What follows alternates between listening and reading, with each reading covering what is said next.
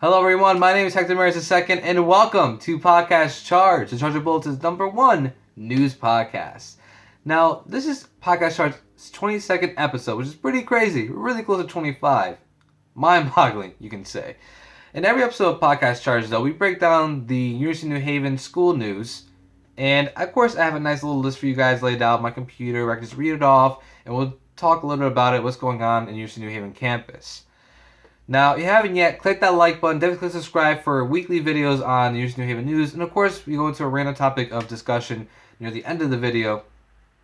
However, if you just want to read up on the news, hey, in paper form, well, you can. So you can pick up the Charger Bulletin paper on the racks of University of New Haven every Wednesday, or you can go to chargerbulletin.com.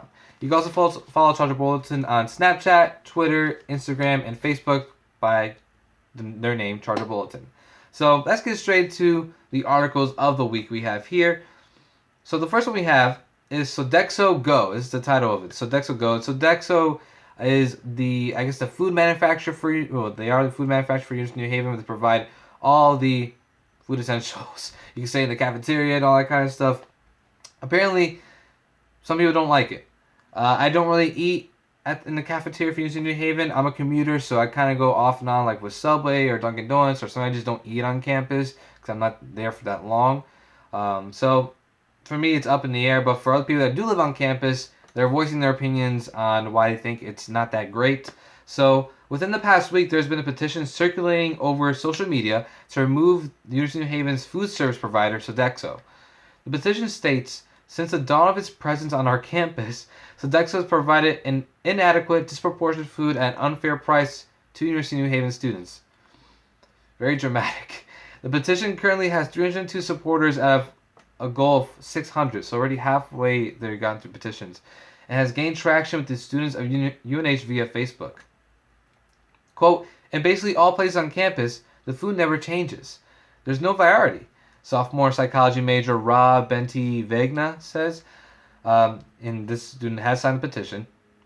Quote, the food is way overpriced, Junior Paul Linehan said. The food in the C-store is almost 3 times more expensive than ShopRite or Target, and none of it is healthy.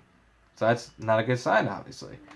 It's because of these complaints that sophomore Ethan McGee decided to do an online petition looking to remove Sodexo from UNH. Daniel Simpson, the student ambassador for dining services at UNH, approached McGee early on in this petition process to talk about the issues he was having with Sodexo. If a student is looking to voice his or her concern as well, Simpson would be the person to contact. George Hayes, who is the general manager of Sodexo at UNH, has been at UNH for only 3 months and has been actively adjusting the way Sodexo runs on this campus. Sodexo representatives have been going to USGA meetings as well as regional halls to find out the concerns students are having with their dining options. Hayes himself also expressed his interest in finding out how to improve the dining services on campus to better serve the students. Hayes and Sodexo staff are more than willing to hear the concerns students have with their food service provider. Hayes believes that the food is such an important part of the campus community and students should feel satisfied with their dining options. Now, I hear a lot of stories that go around with not just Sodexo, but Bartell's a lot, which is one of the dining halls in University of New Haven. It's been nicknamed Barftels and just really, really bad. So I hear like the breakfast is good, dinners are bad, lunch is okay, right? And that's been a thing ever since I was a freshman at University of New Haven. Never really changed from what I see and hear as this going on. We have a petition going on, which is pretty insane that a student had to do the petition just to actually bring awareness to it. I thought this was already known to people. It's not really a high priority for the university, I guess. But now that so many students are really voicing their concerns and a petition finally started, now their voices are being heard. Pretty weird how it got to be like as drastic as it is now for a petition to be online. But beyond that, let's get into the next story. So the next one concerns an event that's actually happening tonight. Today's Saturday, February 27, 2016. Tonight what's going on is Up Till Dawn event. So let me tell you a little bit about Up Till Dawn is and what University of New Haven has to do with Up Till Dawn. So the event is an organization found on numerous college campuses that enlists students to work year-round to raise money for St. Jude's Research Hospital. The end of the fundraising period is celebrated with a finale event during which all participants stay up all night participating in various events before the final amount raised is revealed. Students choose to participate in terms of teams of 6, with each team responsible for raising a minimum of $600 and participating in a fun on finale event. There you go. So they participate in they participate in games and do like relay races for all these people that make teams of 6 and try to raise the amount of money that they have to. This year, the finale event is superheroes theme because not only do kids love them, but doctors are their heroes. So that's a nice quote there. I like that a lot. The finale event will take place on February 27th, which is tonight, at 11 p.m. until 6 a.m.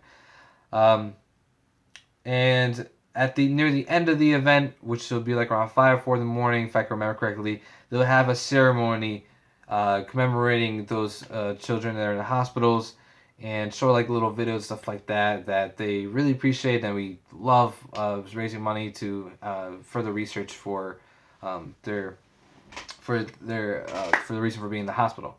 So Up Till Dawn is a really nice event. I went last year to report it. I went with a couple of people on the Charger Bulletin, and I served as a video editor there. So I took a bits and clips of the relay races that they did throughout the night, and I put them into a compiled video to show people what it is like to participate in these fun games. And it's actually on the Charger Bulletin YouTube page if you want to go check it out. Mind the poor editing skills. I was just learning how to do it, and I was really it is an all night event. Again, 11 p.m. to 6 a.m. So as soon as I woke up from my nap that day, I just went straight to edit the videos because I wanted to get it done before Monday. So I might just try and do the same thing, but we'll see how it works this weekend. However, the event itself is a lot of fun. I mean, it's just it's like a party, really. But again, we're just raising money to help these kids or help the research for the kids in the hospital, and so it goes to a really, really great cause. I can't really put on the dot of how much money we made last year, but we did make a lot of money. I think we're like top 3 in the state, I want to say, or probably in the country, probably in the state or the country. So again, very, very honored to have this event again in our school. And for the event to be superheroes theme is really awesome. I believe last year's theme was something, I think it was like cartoons or like something kid-like. I can't remember. It was quite a while ago. But again, it's in the videos. If you guys want to go check it out. And stay tuned for the compiled videos. They're going to be up here on Charger Bulletin within the next couple of days or so, where you can check out Up Till Dawn events and see what's going on. It's pretty cool. All right, so before I get into the next article, I'm just going to take a little bit of water right here because I'm thirsty.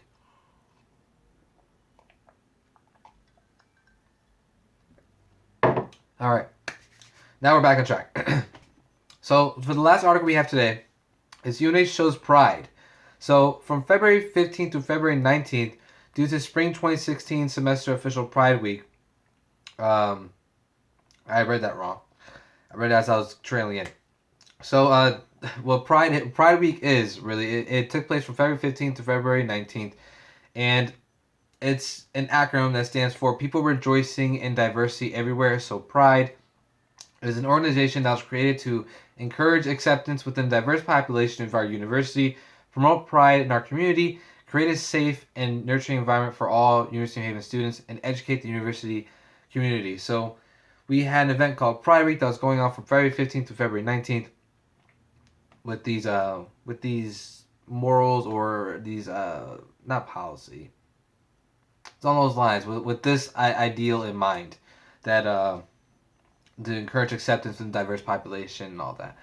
So the events of Pride Week included Monday representing the popular hashtag Man Candy Monday. I don't know about that. I never heard of that one. To highlight the gay community. Tuesday was Ace Day, Netflix, and Just Chill, as a dig towards the innuendo of Netflix and chill, to highlight the asexual community. Wednesday was Woman Crush Monday, to feature the lesbian community, where the most liked woman crush on the Pride Instagram account was awarded a Starbucks gift card. Yum, those lattes. On Thursday, Pride held their annual transition yard sale, in which the organization sells donated clothing items for a price of $1 or less to anyone who attends. Was a way to not only raise money to help the various LGBT communities, but also provide an affordable wardrobe. Those in the midst of transitioning to a more comfortable version of themselves. Yep. Finally, Friday was set aside to notice the bisexual, demisexual, and pansexual. I never heard demisexual, and pansexual community, which was done through yet another cleverly titled fundraiser, Pride's. You ready for this? Buy Dem Pancakes. It sounds funnier than when I'm reading it. Buy Dem Pancakes. That's actually pretty clever. I like that a lot. The message of acceptance, education, and love will continue to be spread throughout the Unity community thanks to the ever-growing Pride organization. So that was interesting. One of the things about the one thing about the article that really stood out was the different events they had planned for each week. So they have Man Candy Monday, Woman Crush Wednesday, Netflix and Chill, or Netflix and Just Chill. Gosh, they got some pretty clever names out of that. But it's really just the overall theme of it is about acceptance and educating people about these different types of sexualities and that everyone's different. And if we all accept each other, love will be everywhere. So there you go. So that's the articles for Podcast Charge episode 22 today. Now we're going to random topic discussion. I still don't remember it. Oh, no, I do. Gotcha. Okay. So, so recently on Team G, which is the internet radio show that I host for the Charger Radio that goes on Charger Radio every Friday, 11 a.m. to 12:30 p.m.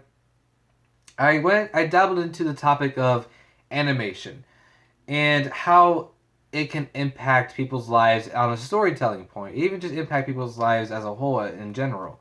So the reason why I wanted to go into this topic on Team TNG and now on Podcast Charge because I've been infatuated with the movie Snow White and the Seven Dwarfs, which is the first full-length animated feature Disney produced, or really the Disney Studios produced. And I wanted to be a massive hit. It just turned a whole golden age of animation that no one had ever thought of. I mean, it blend beautiful animation with music and storytelling characters that you could really latch onto. And again, this was animation. So a lot of it was just looked down upon. And even today, it's still looked down upon as a kid's thing. But it's also a rich storytelling element that can really impact people. I mean, Snow White and Seven Dwarfs, when people went to go see it in theaters, when there's a certain scene that goes on near the end of the film, for people that haven't seen it, I won't spoil it, but people were actually crying. They couldn't believe that they were crying because it was animation. You know, it's something that's not really real, but to us as moviegoers and people that love fiction and just telling stories and being told stories, it was real. And that's why I have a really deep infatuation for, or deep love for animation and just how it can impact story, which is why I love Disney so much, because they excel at that and they have so much diversity in varied titles. So when animation comes into play, again, a lot of people like to downplay it. And we have your Japanese anime that it's a different culture mindset with how they produce and what's their entertainment, but nonetheless it still reaches a wide audience, but it's looked down upon because it's different. We also have kids animation that people look down upon because it's for kids thing. But one thing that really struck out for me when I was watching Snow White and Seven Dwarfs and the special features of it was when people went up to Walt Disney, they said this is a kids film. You know, why not make an adult film for animation? Why are you going for a kid audience? And his answer was, well, why not?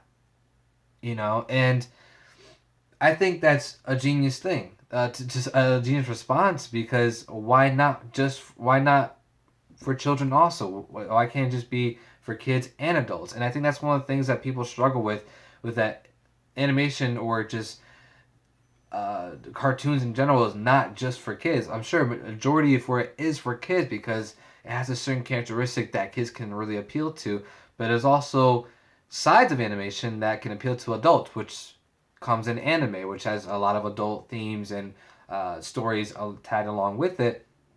But we also have stuff like Disney, or we even have other cartoons back in the day that I can't really think of. The first one that came to my mind was Transformers, but I don't even know because I never really seen that. But it's the first thing that came to my mind.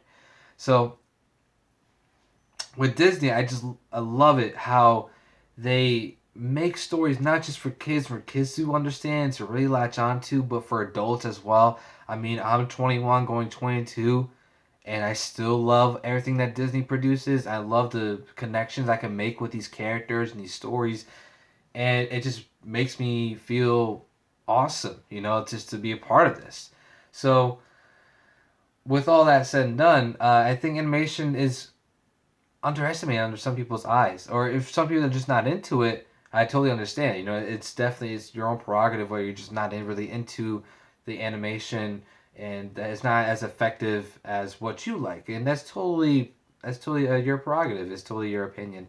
I just think, for me personally, I really love what animation can do because it does things that real world elements can't, that real world people can't do, and I find that really fascinating. It's really like an open field of imagination. You know what I mean? Like when it comes to animation or just even fiction itself, there's just a whole field just to mess around with, and Disney does a really great job at that. And I mean, it's more of a reminder now how forward thinking Walt Disney was when he was making Snow White and the Seven Dwarfs through all the stress and all the problems they had to face with trying to make this movie, and to end up on top the way they did. It's an American dream kind of story, starting with nothing or little to nothing, and then coming up on top with a dream that you have, and you go all for it.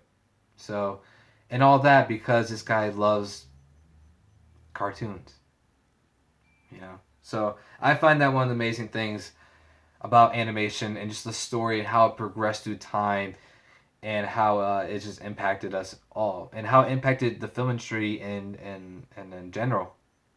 Even went on to the special features a little bit more. They said some people that were like doing voiceovers in the background were saying, if it wasn't for Snow White and Seven Dwarfs, we would be in a totally different place when it comes to the film industry. We probably wouldn't have got The Wizard of Oz to compete against Snow White and Seven Dwarfs, right? And then from there now, we wouldn't have gotten some other movies that they listed that I can't recall as right now. So that's what I want to talk about here for Podcast Charts. The random topic of choice. It was a little bit about animation and what I think it brings to the table and why I think it's so special. So thank you guys for joining me here on Podcast Charts. Stay tuned for next week's episode. Here, episode 23. We're so close to episode 25. I can't believe it. And I think that's it. All right, so I'll see you guys next week. Again, thank you so much for joining me here. You can follow Podcast Charge by clicking that like button, subscribe, and come back every week for your daily dosage of University of New Haven news. You can also go to chargerbulletin.com if you want to check out the news there. Or if you're a student on campus, you can pick up a paper that goes on a rack every Wednesday. I moved the camera a little bit. You can also you can also go and follow Charter Bulletin on Facebook, Twitter, and Instagram, and Snapchat. And if you want to follow me, you can follow me at Macho Channel 213. So MACHO Channel 213 on Twitter and Instagram and all that likes. So I'll see you guys next week. Peace out. Have a good one. And up till dawn event. Stay tuned.